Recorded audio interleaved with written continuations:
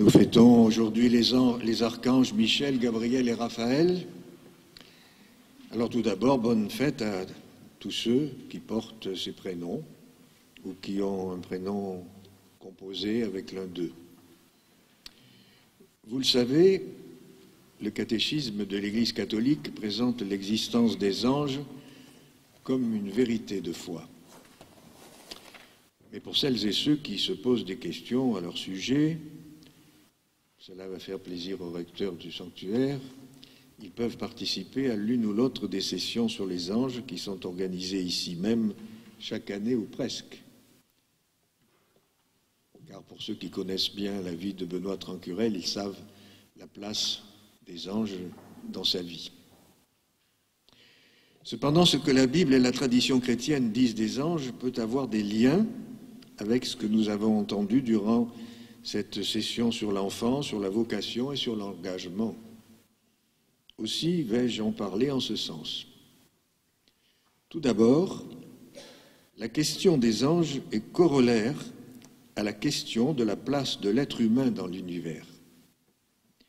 De cette considération, je retire comme leçon que peu importe où l'on place l'être humain dans l'échelle des êtres, nous pouvons même sans crainte batailler pour une plus grande dignité animale. Ce qui importe, c'est que ne soit jamais oubliée l'inaliénable dignité de l'être humain. Par l'observation du monde extérieur et par l'introspection intérieure, les anciens ont cherché un ordre à l'univers et derrière cet ordre un sens. Pour eux, la place occupée par l'être humain dans l'univers disait quelque chose de sa nature et de ce à quoi il est appelé. Ils voyaient le monde comme un monde ordonné. Et dans ce monde ordonné, ils voyaient l'homme tenir une place particulière entre l'ange et l'animal. Le cardinal de Bérulle, par exemple, disait « L'homme, c'est un ange, c'est un animal, c'est un néant, c'est un miracle, c'est un centre, c'est un monde, c'est un Dieu, indigent de Dieu, capable de Dieu et rempli de Dieu, s'il le veut. » Alors il est vrai que la représentation du monde a changé depuis, à tel point que Freud a pu évoquer 3 graves blessures narcissiques successives infligées par les sciences à l'humanité. L'humiliation cosmologique. La Terre n'est plus le centre de l'univers. L'humiliation biologique. L'homme descend du singe et n'est donc pas supérieur à l'animal. Et l'humiliation psychologique. Le moi n'est pas maître dans sa propre maison. Devons-nous considérer pour autant que la vision chrétienne de l'être humain n'est plus pertinente? Certes, non. Déjà, pour les pères de l'Église, l'homme n'était pas le plus élevé des êtres. C'étaient les anges. Et pour ces auteurs chrétiens, c'est le Christ qui a montré la véritable dignité de l'être humain par son incarnation d'abord, qui l'a fait s'abaisser jusqu'à nous, et par son ascension ensuite, qui a placé notre humanité au-dessus des anges. Alors de cela, je retire comme leçon que peu importe où l'on place l'être humain dans l'échelle des êtres, peu importe même que nous le considérions que comme un agrégat d'atomes, ce qui importe, c'est que ne soit jamais oubliée son inaliénable dignité. Imaginez de quoi peut se croire permis quelqu'un qui ne considérerait l'être humain que sous le prisme de sa composition chimique. Je me souviens, lorsque j'étais dans l'enseignement, il y a plusieurs années, il y avait un feuilleton qui s'appelait « L'homme qui valait 3 milliards ». Et souvent, les enfants venaient me parler de... Je vois que Père Dubois hoche de la tête.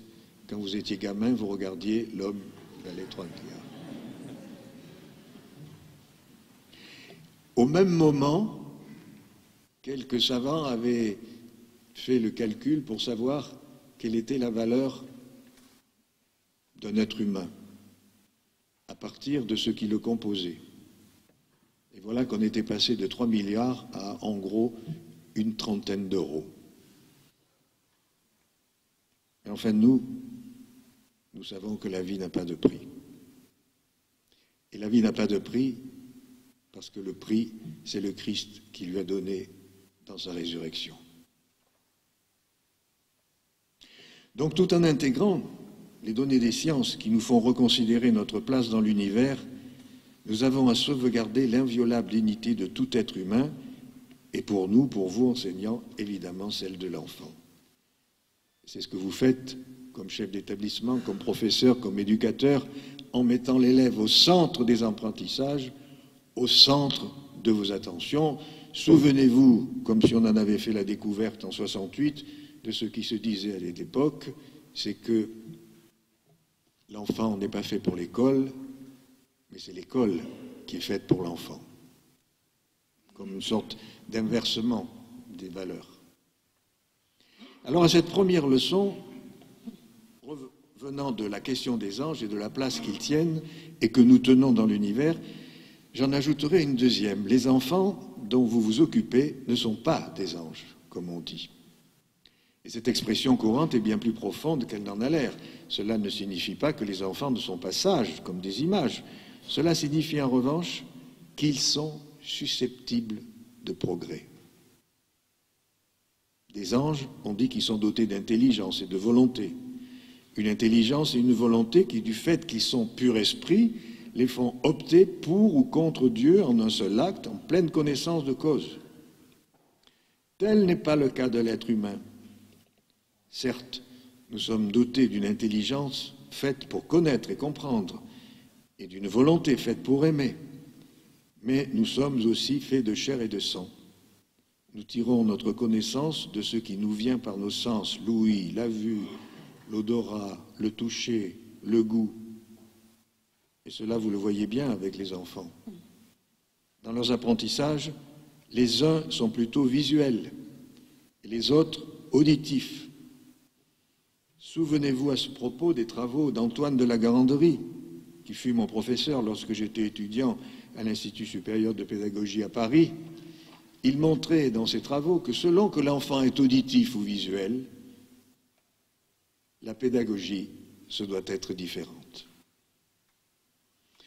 Et sans nous engager dans un débat de type pédagogique, je pense que les querelles sur les modes d'étude de la lecture, analytique ou synthétique, sont un faux débat. Elles sont un faux débat tout simplement parce que vous le vérifiez, je pense, dans votre profession, il y a des enfants qui ont un esprit analytique et des enfants qui ont un esprit synthétique. Ce qui veut dire que dans une classe, on devrait pouvoir enseigner les deux méthodes. Mais ce n'est pas le sujet de cette homélie, on pourrait en reparler pendant le repas. Comme être humain, il nous faut donc du temps pour comprendre et aimer. Si on choisit le mal, c'est souvent par faiblesse, par défaut d'intelligence et de volonté.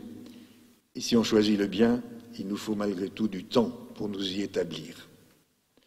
La démarche de miséricorde que nous venons de vivre trouve son sens dans ce décalage entre ce à quoi nous sommes appelés et ce que nous vivons dans le concret de nos existences. Alors il faut user de patience, de miséricorde pour les enfants qui nous sont confiés. Il nous faut sans cesse répéter, encourager, montrer que l'on croit en eux. Il y a quelque chose de Pygmalion dans la fonction enseignante. Enfin, un dernier enseignement que je tire des anges. Comme cela, mes anciens professeurs seront contents, j'ai réussi à faire 3 parties. Donc une troisième et dernière leçon que je tire des anges, et plus précisément à partir de Tintin. Ce n'est pas un père de l'Église, je vous l'accorde, mais on peut en tirer des leçons. Dans Coq en stock, quand le capitaine Haddock est tenté de boire de l'alcool, un diable et un ange viennent lui présenter les arguments pour et les arguments contre. Et dans Tintin au Tibet, quand Milou est également tenté, 2 images de lui-même apparaissent, un Milou ange et un Milou démon. Je ne sais pas si vous avez remarqué, mais sous quelle forme le diablotin suggère-t-il des pensées mauvaises à Milou? Sous l'apparence du bien. Je cite, « C'est bon ça, l'alcool, ça donne du cœur au ventre ».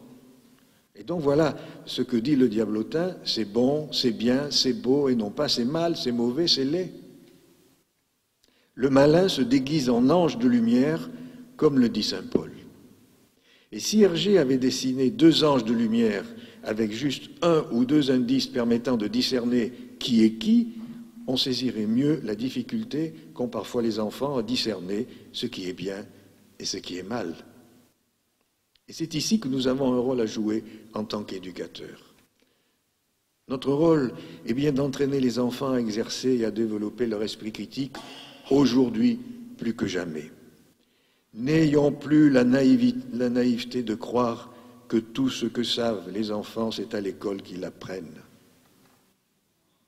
Une fois qu'ils savent lire, qu'ils savent écrire et qu'ils savent compter, le reste, ils l'apprennent sur Internet, Twitter, Facebook, etc.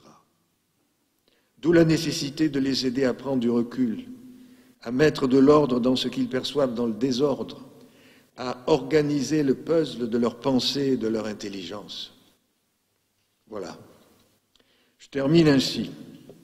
Vous voyez que réfléchir à ce que sont les anges pour nous chrétiens peut nous amener à réfléchir en parallèle à l'inaliénable dignité de tout enfant, à faire preuve de patience et de miséricorde à son égard, à exercer notre esprit critique et le sien pour lui permettre de vivre pleinement son présent, seul garant de lui permettre de préparer l'avenir. Je répète cette phrase. Lui permettre de vivre pleinement son présent, seul garant de lui permettre de préparer l'avenir. Ce qui est important pour un enfant, c'est ce qu'il vit aujourd'hui. Et que de fois, nous lui faisons regarder le passé avec beaucoup d'insistance et essayons de le projeter dans l'avenir que nous ne connaissons pas. Un avenir que nous ne connaissons pas. Donc la meilleure façon de permettre à un enfant de préparer l'avenir, c'est de lui permettre de vivre pleinement son présent.